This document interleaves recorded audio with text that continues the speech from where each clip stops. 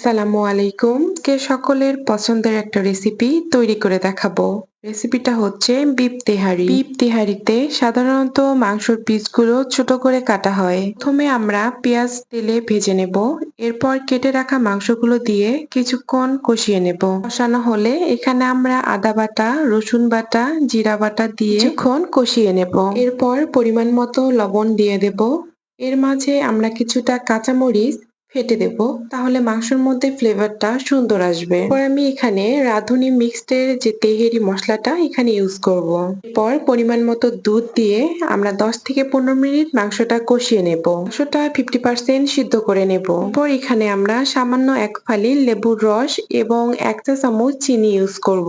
পর আগে থেকে ধুয়ে রাখা পোলার চাল আমরা এখানে দিয়ে দেব। এরপর মাংসের সাথে চালটা 3 থেকে 4 মিনিট এভাবে কষিয়ে নেব। কষানোর পর আমরা পরিমাণ মতো পানি দিয়ে দেব।